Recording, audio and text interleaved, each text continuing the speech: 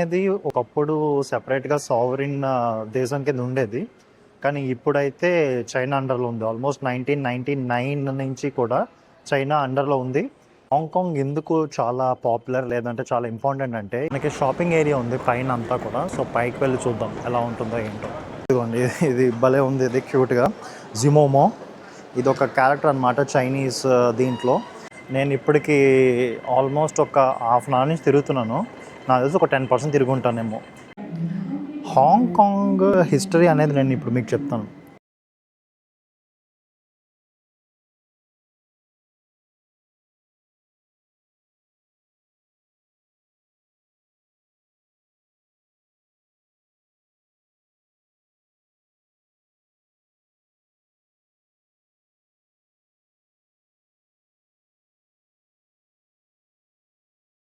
జై బజరంగ బలి. వచ్చేసాను జపాన్కి, మొత్తానికి టోక్యో వచ్చేసాను. ఇప్పుడే జస్ట్ ఇమిగ్రేషన్ అంతా అయ్యింది. ఇమిగ్రేషన్లో చిన్న కథ అయ్యింది, అది ఏంటో తర్వాత చెప్తాను. ముందు ఇక్కడ ఏంటంటే మనకి సూయికా కార్డ్ అనే ఒక కార్డ్ ఉంటుందన్నమాట. అంటే బస్సులో వెళ్ళడానికి, లోకల్ బస్సెస్లో అలాగే మెట్రోస్లో వెళ్ళడానికి, ట్రైన్స్లో బుక్ చేసుకోవడానికి కూడా హెల్ప్ఫుల్ అయ్యే ఒక ట్రావెల్ కార్డ్ లాగా అనమాట సూయికా. లేదా పాస్మో అని లేదా ఐకోకా అని ఇలా కొన్ని కార్డ్స్ ఉంటాయి. సో ఈ కార్డ్ ఒకటి మనం తీసుకుంటే దాన్ని బట్టి మనం ఇంకా చేయాలనుకునేది ఏదైనా చేసుకోవచ్చు. సో సూయికా కార్డ్ అది తీసుకుని ఆ తర్వాత ఏం చేయాలనేది నేను మొత్తం చెప్తాను. సూయికా కార్డ్ కూడా నేను తీసుకున్నాను యాక్చువల్గా. సూయికా కార్డ్ అంటే ఇలా ఉంటుందన్నమాట. సో దీన్ని ఐసీ కార్డ్స్ అంటారు. సో సూయికా లేదా పాస్మో లేదంటే ఐకోకా ఇలాగ different types of card names ఉంటాయి. ఒక్కొక్క కార్డు ఒక్కొక్క దానికి పనికొస్తుంది. నేను దాని డీటెయిల్స్ కూడా అన్నీ చెప్తాను నేను. బట్ ఇక్కడ మనం చూసినట్టయితే అక్కడ ఏటీఎం ఉంది. ఏటీఎంలో జస్ట్ మనం డెబిట్ క్రెడిట్ కార్డ్ పెడితే మనకి అమౌంట్ వస్తుంది. ఆ అమౌంట్తో ఇక్కడ కార్డ్ మిషన్ ఉంటుందన్నమాట. ఆ అమౌంట్ అనేది డిపాజిట్ చేస్తే కార్డ్ వెంటనే వచ్చేస్తుంది వితిన్ 1 minute అనమాట. సో చాలా ఈజీ. సో ఇక కార్డ్ అని ఎవరిని అడిగినా కూడా వాళ్ళ డీటెయిల్స్ అన్నీ చెప్తారు. సో ఎగ్జాక్ట్గా మనకి ఎగ్జిట్ దగ్గరే ఉంటుందన్నమాట ఇవన్నీ కూడా. టోక్యో హనిడా ఎయిర్పోర్టు, నరిటా ఎయిర్పోర్ట్ గురించి నాకు ఐడియా లేదు. బట్ హనిడా ఎయిర్పోర్ట్లో అయితే మనకి అన్ని డీటెయిల్స్ అన్నీ ఉంటాయి ఇక్కడ. సో మనకి ఎయిర్పోర్ట్లోనే ఇక్కడ మొత్తం టెర్మినల్స్ అన్నీ కూడా ఉన్నాయి. సో టెర్మినల్ 1, 2 వెళ్ళటానికి మోనో రైల్ ఉన్నట్టుంది, అది ఫ్రీయే. అలాగే కేక్యూ లైన్ కూడా ఉంది.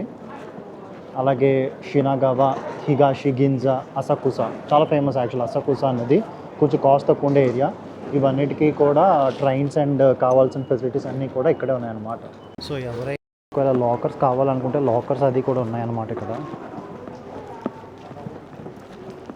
ఇక్కడ లాకర్స్ అవి కూడా ఉన్నాయి. ఇదిగోండి మన ఈ లాకర్స్లో మనం కావాలంటే పెట్టుకోవచ్చు టెంపరీగా ఉండాలి అనుకునే వాళ్ళకి. ఇదిగో పాస్మో అని ఉంది కదా, ఇది ఒక కార్డ్ అనమాట. ఈ కార్డ్ ద్వారా మనం అంత పే చేసి మొత్తం ఇవన్నీ పెట్టుకోవచ్చు. సో లాకర్ ఫెసిలిటీస్ అన్నీ కూడా ఉన్నాయి. ఎక్కడికక్కడ ఏటీఎమ్స్ అవి కూడా ఉంటాయి 7-Eleven వాళ్ళవి. సో మనకి ఇష్యూ ఉండదు అనమాట. మన బ్యాంక్ అకౌంట్ క్రెడిట్ కార్డు ఉంటే మనం ఈజీగా మనం తీసుకోవచ్చు. క్రెడిట్ కార్డు లేదంటే డెబిట్ కార్డు ఏదైనా పర్వాలేదు, మనం తీసుకోవచ్చు అనమాట. మనీ అనేది తీసుకోవడం పెద్ద క్యాష్ రూపంలో పెద్ద ఇష్యూ కాదు, అంతా కూడా బాగానే ఉంది. మనకి ఇక్కడ వెండింగ్ మిషన్స్ అనేవి చాలా ఉంటాయి అన్నమాట. ఇక్కడ ప్రతిదీ ఆల్మోస్ట్ వాటర్ దొరుకుతుంది, చాక్లెట్స్ దొరుకుతాయి, సిగరెట్స్, అన్ని డిఫరెంట్ టైప్స్ ఆఫ్ మెటీరియల్స్ కూడా దొరుకుతాయి మనకి. సో వెండింగ్ మిషన్ కల్చర్ అనేది జపాన్లో చాలా అంటే చాలా ఫేమస్. ఇదిగోండి పికాచు, ఇదంతా కూడా డిజైన్స్ అది పెట్టి చాలా నీట్గా పెట్టారు.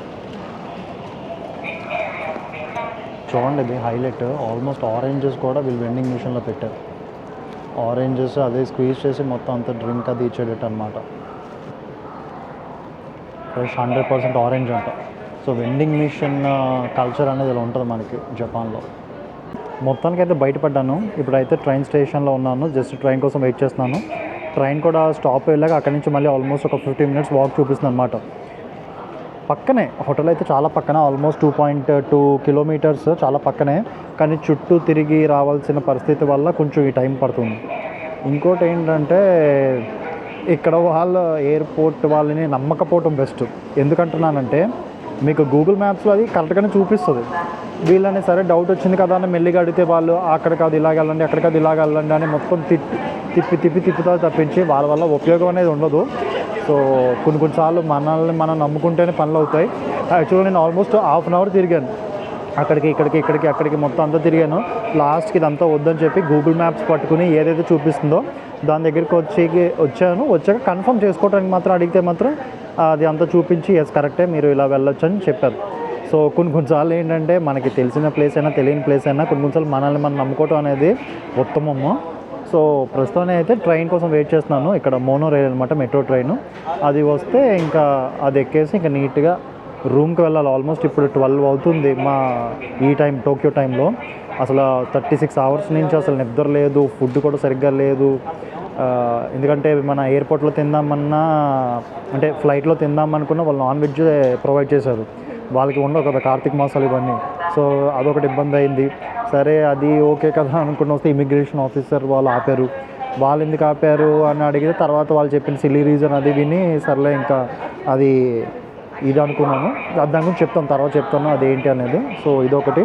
నెక్స్ట్ ఇక్కడ ఈ ట్రావెల్ ఇదంతా అంటే డైరెక్షన్స్ కోసం టైం వేస్ట్ ఇలా ఆల్మోస్ట్ 2-3 అవర్స్ ఇక్కడ వేస్ట్ అయిపోయింది.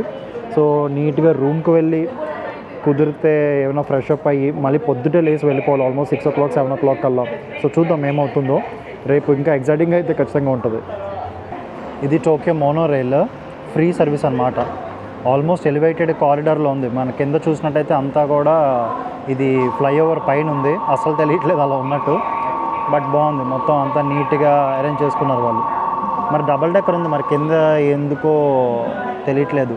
లగేజ్ పెట్టి అంత అయితే ఏమి ఉండదు, మరేమో మరి.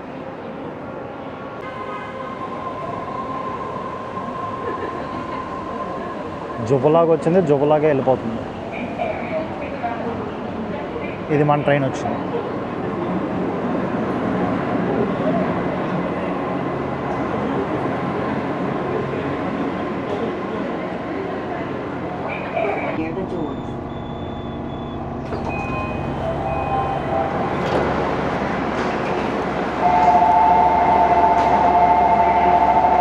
ఒక 2 నిమిషాల పనికి ఆల్మోస్ట్ ఒక అరగంట తిరగాల్సి టైం వేస్ట్ అయ్యింది.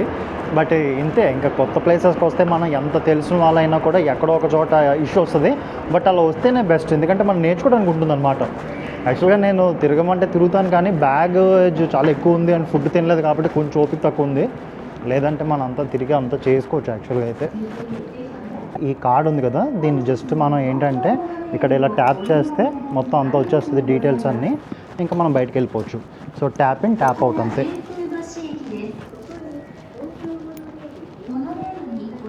మొత్తానికి వచ్చేసాం, టోక్యోలో అడుగు పెట్టాం. అఫ్కోర్స్ టోక్యోలో పెద్దగా ఏమీ ఉండదు. సో ఇక్కడ టెంపరేచర్ అయితే 16 degrees ఉంది. అంత ఎక్కువేం కాదు, ఎందుకంటే నేను లండన్లో ఉండేటప్పుడు -2 -1 ఉండే ప్లేసెస్లో అప్పుడు కూడా ఉండేవాళ్ళం కాబట్టి నాకైతే పర్సనల్గా అంత అనిపించట్లేదు. బట్ జనరల్గా కొత్త వాళ్ళు ఎవరైనా వస్తే వాళ్ళకి ఇష్యూ ఉండొచ్చేమో. బట్ నాకు తెలిసి ఇండియన్స్ తట్టుకోగలిగే టెంపరేచర్ ఇది. సో మనకి జాకెట్ అది వేసుకోవాల్సిన అవసరం ఏమి ఉండదు. నేను వచ్చింది నవంబర్ సీజన్ కొంచెం చల్లగానే ఉంటుంది. మేబీ తక్కిన సీజన్స్లో అంత ఉండదేమో, నాకు తెలీదు. బట్ నవంబర్ కొంచెం చల్లగా ఉంటుందని అన్నారు. నాకైతే అస్సలు ఏమో అంత అనిపించట్లే. సో ఇప్పుడు ఇక్కడి నుంచి మనం నడుచుకుంటూ వెళ్ళాలి. అసలు ఇమిగ్రేషన్లో ఏమైందో నేను చెప్తాను. యాక్చువల్గా ఏమైందంటే నాకు ఇది కొత్త పాస్పోర్ట్ అనమాట. సో పాత పాస్పోర్ట్లో నాది యూకే వీసా అవన్నీ కూడా స్టాంప్ అయ్యన్నీ దాంట్లో ఉన్నాయి. సో దీంట్లో ఏంటంటే ఓన్లీ అవుట్ స్టాంప్స్ ఉన్నాయి కానీ ఇన్ స్టాంప్స్ లేవు. అంటే మన ఎగ్జిట్ అయిన స్టాంప్స్ ఉన్నాయి కానీ లోపలికి వెళ్ళిన స్టాంప్స్ అయితే లేవు. సో వాళ్ళకి డౌట్ వచ్చి అడిగారు అనమాట, మీరేంటి ఇలాగా ఇది ఉంది, యూకే గురించి పర్టికులర్గా అడిగారు. సో ఏంటి మీరు ఏం చేసేవారు అది ఇది అంటే నేను చెప్పాను, నేను అక్కడ చదువుకున్నానండి, ఇలా పలానా ఇదంతా అంటే సరే అని విన్నారు. అంతా విని మీరు ఎక్కడికి వెళ్తారు ఏంటని డీటెయిల్స్ అడిగారు అనమాట. సో అంటే మేబీ వాళ్ళ రూల్స్ అండ్ రెగ్యులేషన్స్లో ఇంకా తప్పదు అనుకుంటా. సో అడిగారు. అయితే ఇక్కడ ఇంట్రెస్టింగ్ ఏంటంటే నేను ముందే ఒక చాలా మంచి ఎక్సెల్ షీట్ క్రియేట్ చేశాను. సో ఎక్సెల్ షీట్లో ఏంటంటే ఏ రోజుకి ఆ రోజు, ఏ టైంకి ఆ టైము, గంటలతో సహా ఎక్కడికి వెళ్ళాలి, ఎలా వెళ్ళాలి, మొత్తం డీటెయిల్స్ అన్నీ రాసుకున్నా. హోటల్ బుకింగ్ డీటెయిల్స్ అన్నీ కూడా మొత్తం డీటెయిల్స్ అన్నీ రాసుకుని ఎక్సెల్ షీట్ అనేది ప్రిపేర్ చేసుకున్నా. సో మా గ్రూప్ ఒకటి ఉంది, జపనీస్ వాళ్ళు ట్రావెల్ గ్రూప్ అనమాట. సో దాంట్లో కూడా కొంతమంది అడిగితే ఇటినరీ గురించి అని నేను ఇచ్చాను. అందరూ అన్నారు ఏంటి మరి ఇంతలాగా మీరు రాసుకోవాల్సిన అవసరం ఏముంది అది ఇది అంటే, నేను మామూలుగా నాకు ఇంట్రెస్ట్ అండి అలా రాసుకున్నాను అది ఇది అన్నా. సో ఇప్పుడు అదే పనికొచ్చింది యాక్చువల్గా. ఎందుకంటే ఎప్పుడైతే అది చూపించానో వాళ్ళైతే షాక్ అయిపోయారు, ఏంటి ఇంత డీటెయిల్గా ఇది రాసుకున్నాడు. సో ఓకే మనవాడు అంత బాగానే ఉంది అని చెప్పి వాళ్ళు వెంటనే వదిలేసి లేదు ఇది రెగ్యులర్ చెకప్ అలా అవుతూ ఉంటాయి. అండ్ నేను ఒక్కడిని ఇండియన్ అనమాట ఇప్పుడు వచ్చిన దాంట్లో. సో దానివల్ల వాళ్ళు ఏంటంటే సరే చూపించుకోవడానికి అంతా చేయాల్సి వచ్చిందనమాట అంతే.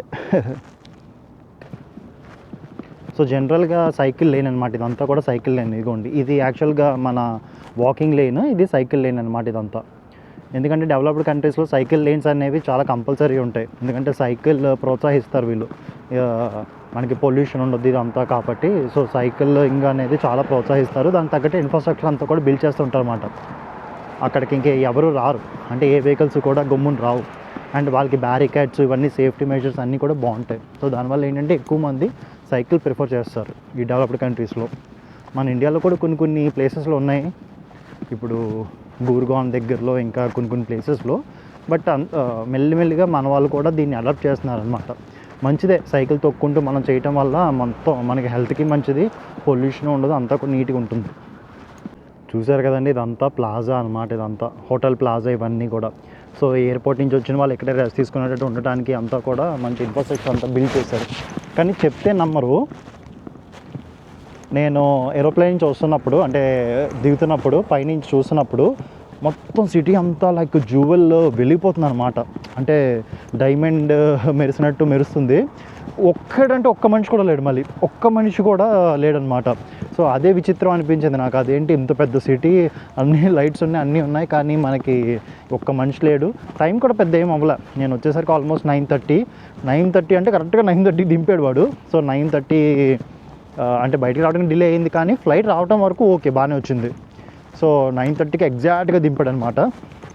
కానీ ఒక్కరు లేడు రోడ్ మీద ఆల్మోస్ట్ 9:30 ఆ టైం నుంచి కూడా.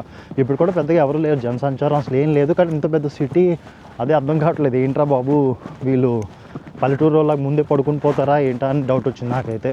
మన వైజాగ్ లేదంటే హైదరాబాద్ ఇవేంటి రాత్రిలో ఎక్కువ తిరుగుతారు, అది ఇక్కడ లేనట్టుంది మరేమో మరి. ఇక్కడ ఒక విషయం ఉంది, ప్రాబ్లం ఏంటంటే అంటే ప్రాబ్లం అన్న కానీ ఒక ఇదేంటంటే పాపం చాలా మంచోళ్ళు, అంటే జాపనీస్ జనరల్గా మంచోళ్ళు, హెల్ప్ చేద్దామన్న ఉద్దేశంతోనే ఉంటుంది. కానీ వాళ్ళు చేసే హెల్ప్ వల్ల మనకి నష్టం తప్పించి ఇదే ఉండదు. అంటే ఏ విధంగా అంటే ఇప్పుడు వాళ్ళకి జనరల్ కమ్యూనికేషన్ అనేది తక్కువ. కమ్యూనికేషన్ అంటే ఇంగ్లీష్ అనేది సరిగ్గా రాదు, మాట్లాడలేరు అనమాట వాళ్ళు, ఏవో చిన్న చిన్న పదాలు అవి ఉంటాయి. సో మనం ఏదో అడుగుతాం ఇంగ్లీష్లో ఇది ఎక్కడ ఇది ఏంటి అంటే వాళ్ళు ఏదో అనుకుని ఎజ్యూమ్ చేసుకుని చెప్పేస్తారు ఇది కూడా అక్కడికి వెళ్ళండి అని. అంటే జనరల్గా ఇప్పుడు యూరోపియన్ కంట్రీస్ ఎలాగంటే వాళ్ళకి తెలియకపోతే కనుక్కుంటారు, లేదంటే తెలియదని చెప్తారు, లేదా పలానా ప్లేస్కి వెళ్ళండి మీరు అక్కడ తెలుసుకోవచ్చు అంటారు. కానీ ఇక్కడ నేను గమనించింది ఏంటంటే వీళ్ళు అంటే హెల్ప్ చేద్దామనో లేదంటే వాళ్ళ ఉద్దేశం మంచిదే, చెడు ఉద్దేశం ఏం కాదు, కాకపోతే వాళ్ళు తప్పు చెప్పడం వల్ల ఏమవుతుందంటే అనవసరంగా డబుల్ పని. ఇప్పుడు నిజం చెప్తున్నాను, హాఫ్ అన్ అవర్ వేస్ట్ అయ్యింది అనవసరంగా వీళ్ళు ఆ అడ్రస్ ఈ అడ్రస్ చెప్పి. బట్ పర్వాలేదు, అటు ఇటు తిరగటం వల్ల ఆల్మోస్ట్ నాకు ఎయిర్పోర్ట్ ఏరియా అంతా కూడా నాకు చూసేసినట్టు అనిపించింది. ఓకే, దట్ ఈస్ ఆల్సో నా ఎక్స్పీరియన్స్. బాగుంది ప్లేస్ అంతా కూడా, చాలా అంటే చాలా బాగుంది. వాకింగ్ వెసులుబాటు అది కూడా నీట్గా ఉందన్నమాట మనకి, లైటింగ్ అది అండ్ క్లీన్. మనం చెప్పక్కర్లేదు, జపాన్ అంటే క్లీనింగ్ అంటే జపాను. సో మనకి ఎక్కడ కూడా చాలా అంటే చాలా నీట్గా ఉంది. చూసారా రోడ్డు మీద ఒకటో రెండో వెహికల్స్, ఒకలో ఇద్దరు మనుషులు తప్పించి అసలు పెద్దగా ఎవరూ లేరు, ఏమీ చేయట్లేదు. ఇంకొక గమ్మత్తైన విషయం జరిగింది, దాని గురించి కూడా నేను చెప్తాను రోడ్ క్రాస్ చేశాక. చూడండి ఎవరు లేకపోయినా కూడా ఈ కార్ అనేది అలాగే ఉంది, అంటే రూల్స్ బ్రేక్ చేయకుండా. ఎందుకంటే రెడ్ లైట్ పడింది కాబట్టి ఇంకా రెడ్ లైట్ అయ్యే వరకు కూడా వాళ్ళు కదలరు. సో ఆ రూల్స్ అది పాటించడంలో జపాన్ నెంబర్ 1 మనందరికీ తెలుసు, మనం ఎప్పుడూ చూస్తూనే ఉంటాం. అలా ఉంటే బాగుంటుంది యాక్చువల్గా, ఎందుకంటే రూల్స్ పాటించడం వల్ల ఎవరికి ఇబ్బంది కలగదు, మనకు కూడా సేఫ్టీ అనేది ఉంటుందన్నమాట. బట్ రోడ్స్ మాత్రం చాలా నిర్మానుష్యంగా ఉన్నాయి. ఇక మనకి గ్రీన్ సిగ్నల్ పడింది, మనం కూడా నడుచుకుంటూ వెళ్దాం, మనం ఎందుకు రూల్స్ బ్రేక్ చేయాలి. ఇక్కడ చూడండి ఇది టోరీ గేట్ ఉంది. ఇక్కడ మనకి షింటో అనే రిలీజన్ ఉంటుంది, ఆ రిలీజన్కి సంబంధించిన ఇదనమాట టోరీ గేట్ ఇది. అఫ్కోర్స్ లైట్ వల్ల మనకు పెద్ద కనిపించట్లేదు కానీ మళ్ళీ ఉంది, అంటే ఆ లైటింగ్ దాంట్లో చాలా బాగుందన్నమాట ఇది. మనకి కొన్ని మూవీస్లో కూడా ఇది చూపిస్తూ ఉంటారు. టోరీ గేట్ అనేది ఫేమస్, జనరల్గా చాలా అంటే చాలా ఫేమస్ అన్నమాట అది. జపాన్ ఫ్లాగ్ అది కూడా ఉంది ఇక్కడ. ఇంకో గమ్మత్తైన విషయం ఏం జరిగిందంటే, యాక్చువల్గా నేను వచ్చాక అంటే లైక్ చాలా దూరం నడుచుకు రావాలి ఇమిగ్రేషన్కి వాటికి. నేను బూట్స్ వేసుకొచ్చాను. సో బూట్స్ ఏంటంటే మామూలుగా నడిచినా కూడా సౌండ్ వస్తుంది, ఎందుకంటే కొంచెం హెవీగా ఉంటాయి కాబట్టి అడుగు అడుగు సౌండ్ వస్తుంది. అండ్ నేను జనరల్గా చాలా స్లోగానే నడుస్తాను, బట్ మామూలుగా చిన్న సౌండ్ వస్తుంది అనమాట. తర్వాత నేను ఎందుకో జస్ట్ నార్మల్గా చుట్టుపక్కల అందరూ చూస్తే ఎవరు కూడా అసలు కామ్ అంటే కామ్గా ఉన్నారు. వాళ్ళు నాటం కూడా ఎలా నడుస్తున్నారు, అసలు ఒక చిన్న సౌండ్ పిన్ డ్రాప్ సైలెంట్గా నడుస్తున్నారు అనమాట. అప్పుడు నాకు అనిపించింది, అరే బాబు మనం జపాన్లో ఉన్నాము, కొంచెం జాగ్రత్తగా ఉండాలని చెప్పి ఇంకా అప్పుడు నేను కూడా కొంచెం ఒక నింజా లాగా నీట్గా చాలా స్లోగా నడుచుకుంటూ వచ్చాను అనమాట. అదే అంటే చాలా సైలెంట్గా ఉన్నారు. యాక్చువల్గా నేను ఈ సిరీస్ అంతా నాయిస్ క్యాన్సలేషన్ లేకుండా నేను ట్రై చేస్తాను మొత్తం రికార్డ్ చేయడానికి. అంటే మనకు తెలుస్తుంది అనమాట అసలు సౌండ్ అది ఉండకుండా అంత భలే ఉంటుంది అని. సో చూద్దాం, ఇది యానిమల్ లవర్స్కి నచ్చుతాయి ఈ స్ట్రీట్స్ ఇవన్నీ కూడా. యానిమల్ ఎలా ఉంటుందో నిజం లైఫ్లో కూడా జపాన్ అలాగే ఉంటుంది. అంతా కూడా మనకి క్లీన్గా నీట్గా స్ట్రక్చర్డ్గా మార్కింగ్స్తో అంతా కూడా. సో జనాలు లేరు, ఎవరూ లేరు, మనం కూడా మెల్లిగా మాట్లాడుకుంటూనే వస్తున్నాం అనుకోండి. మనం ఎవరిని ఇబ్బంది పెట్టాలని ఉద్దేశం లేదు.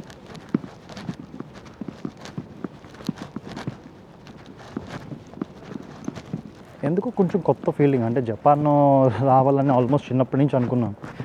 ఎన్ని ప్లేసెస్కి వెళ్ళినా జపాన్ అనేది అందరూ ఫేవరెట్ అని నేనైతే అనుకుంటాను. ఒక్కసారైనా లైఫ్లో ముఖ్యంగా ఇండియన్స్, ముఖ్యంగా యువకులు ఎవరైతే ఉంటారో వాళ్ళందరూ రావాలని అయితే ఖచ్చితంగా కోరుకుంటారు. ఎందుకంటే యానిమే ఫ్యాన్స్ ఉంటారు, జపాన్ కల్చర్ నచ్చిన వాళ్ళు ఉంటారు, చిన్నప్పటి నుంచి జపాన్ గురించి విన్న వాళ్ళు వీళ్ళందరూ ఏంటంటే ఒక్కసారి జపాన్ రావాలని అనుకుంటారు. సో మరి ఏంటో నాకు టైం కుదరక ఏంటో అవ్వలేదు, బట్ ఇప్పుడైతే అయ్యింది. నేనైతే హ్యాపీ అనమాట. బట్ నేను టోక్యో అయితే చూడలేదు, ఎందుకంటే టోక్యో ఏమైపోయిందంటే టోక్యో ఆల్మోస్ట్ అందరూ చూపించేశారు మనకి. ఎక్కడ సోషల్ మీడియాలో చూసినా, టీవీలో చూసినా, ఎక్కడ చూసినా టోక్యో అనేది చూపించేశారు. సో టోక్యో ఇలాంటి ప్లేసెస్ కాకుండా ఏదైనా మనకి మంచి ప్లేసెస్ ఉంటే నేను అది వెళ్దాం అనుకున్నాను. సో దానికి తగ్గట్టు ఇటినరీ అది కూడా నేను డెవలప్ చేసుకున్నాను అనమాట. ఆల్మోస్ట్ వచ్చేస్తాం మనం హోటల్ దీని దగ్గరికి. హోటల్ అంటే నేను హాస్టల్ టైప్ అనమాట, అంటే డార్మిటరీ టైప్ అనేది బుక్ చేసుకున్నాను. బట్ ఇక్కడ డార్మిటరీస్ అది కూడా బాగానే ఉంటాయి. ఎంత బాగోపోయినా మనం అయితే అడ్జస్ట్ అవ్వాలి, ఎందుకంటే డబ్బులు ఎక్కువ ఖర్చు పెట్టుకుని తిరగటం అనేది వేస్ట్. ఎంత మినిమలిస్టిక్గా తిరిగితే అంత మంచిది. ఎక్కువ ఖర్చులు పెట్టేసుకుని ఏదో మనం డాబులకు పోయి అనవసరంగా అటు ఇటు డబ్బులు ఖర్చు పెట్టడం వల్ల అనేది ఇబ్బంది ఉండదు. అండ్ తర్వాత ఏంటంటే ఇక్కడ కరెన్సీ కూడా మనకి యాక్చువల్గా మన కరెన్సీ ఎక్కువ అనమాట జపనీస్ కరెన్సీతో పోల్చుకుంటే. సో నేను ఆల్మోస్ట్ 50,000 yen తీశాను, విత్డ్రా చేశాను క్యాష్ రూపంలో. సో నాకు ఎంత పడింది, 30,186 సంథింగ్ అనమాట. సో నాది ఇండస్ఇండ్ బ్యాంక్ డెబిట్ కార్డ్ ఉంది. దానివల్ల ఏంటంటే ఫారెక్స్ మార్కప్ 0 అనమాట. అంటే ఆల్మోస్ట్ కన్వర్షన్ రేట్స్ ఏమీ ఉండదు. దానివల్ల నాకు పెద్దగా కన్వర్షన్ రేట్స్ అంటే ఈ కమిషన్ అనేది కూడా నాకు పెద్దగా పడలేదు. అది ఇక్కడ ఎక్కడ ఉంటుంది మన హోటల్లో, చూద్దాం. ప్లేస్ బాగుంది. ఇక్కడ అందరూ కూడా చాలా మెల్లిగా మాట్లాడుతున్నారు. అసలు ఎవరు లేరు అనుకోండి, 2-3 కుర్రోళ్ళు ఉన్నారు, వాళ్ళు కూడా చాలా మెల్లిగా మాట్లాడుకుంటూ వెళ్తున్నారు. అదే మన ఇండియాలో అయితే ఇక్కడ మాట్లాడితే ఆ వీధి చివరి వరకు వినిపిస్తుంది, అలా మాట్లాడుకుంటారు. బట్ ఏ కల్చర్ అది. ఏం చెప్పాలంటే ఇలా ఉన్నా కూడా పెద్దగా ఇంట్రెస్టింగ్గా ఉండదు లైఫ్ అనేది. కొంచెం గోల, కొంచెం హడావిడి ఉండాలి. అయినా ఓకే, ఎవరు ఇది వాళ్ళు. ఆల్మోస్ట్ దగ్గరికి వచ్చేసాను. బట్ ప్లేస్ అయితే మొత్తం అంతా చూసుకుంటూ అబ్జర్వ్ చేసుకుంటూ మెల్లిగా నడుస్తున్నాను అన్నమాట. ఎంజాయ్ చేయటమే, మనం ఏదో నడిచేసి ఎక్కడికి వెళ్ళిపోయి ఫోటోలు దిగి ఇవి కాదు. నాకు జనరల్గా అయితే ఫోటోలు దిగాలని అస్సలు ఇంట్రెస్ట్ లేదు. కాకపోతే ఏంటంటే నేను ట్రావెల్ చేసిన దానికి చాలామంది అడిగారు నన్ను, బ్రదర్ మీరు వెళ్ళినది మాకు కొంచెం వీడియోస్ అది తీయండి, మాకు హెల్ప్ఫుల్గా ఉంటుంది అని. సో అలా అడిగేసరికి కొంచెం పెద్దోళ్ళు కూడా అడిగారు. అప్పుడు నాకు అనిపించింది, పోనీలే మనకి ఏంటంటే మంచి చెప్పడానికి ట్రావెల్ అనేది యూజ్ చేసుకోవచ్చు. ఎందుకంటే నేను ఏదైనా ఫ్యాక్ట్స్ చెప్పాలన్నా లేదా హిస్టరీ గురించి చెప్పాలన్నా ఇంకే విధంగా చెప్పాలన్నా ఏంటంటే ఇలాంటి ట్రావెల్ దీని ద్వారా మనం చెప్తే ఇంకా జనాలు బాగా తీసుకుంటారన్న ఉద్దేశంతో నేను కూడా స్టార్ట్ చేసి మొత్తం అంతా చూపిస్తూ, అంటే జనరల్ నాలెడ్జ్ అనమాట. జనరల్గా ఏంటంటే ఎవరైనా నా వీడియో చూశారు అంటే 1 minute చూస్తే 1 minute జనరల్ నాలెడ్జ్ వచ్చేటట్టే ఉండేటట్టు నేను చూసుకుంటాను. అది నా యొక్క main agenda. I hope Japan travel అయ్యే లోపల అందరికీ కూడా మంచి జనరల్ నాలెడ్జ్ వస్తుందని అనుకుంటున్నాను. చూద్దాం. సో సో అదిగోండి నా హోటల్ అయితే వచ్చేసింది. చాలా చిన్నగా ఉంది బట్ చాలా క్యూట్గా ఉంది. ఆల్మోస్ట్ ట్రావెలర్స్ చాలామంది ఉన్నట్టున్నారు, నేను చూస్తాను. ఇదిగోండి.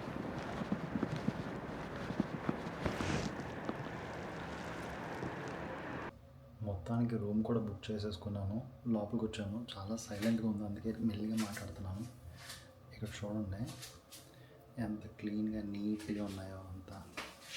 సో మనకి వాషింగ్ మిషన్ ఇది ప్రొవిజన్ కూడా ఇచ్చారు ఎవరికైనా కావాలనుకుంటే, బట్ మనకి టైం లేదు అంతా. అండ్ వాష్రూమ్ ఇవన్నీ కూడా ఇచ్చారనమాట. సో వాష్రూమ్లో కూడా ఇలా ఉంది, వాష్రూమ్ యూజ్ చేసుకోవటానికి కాంపాక్ట్గా అంతా.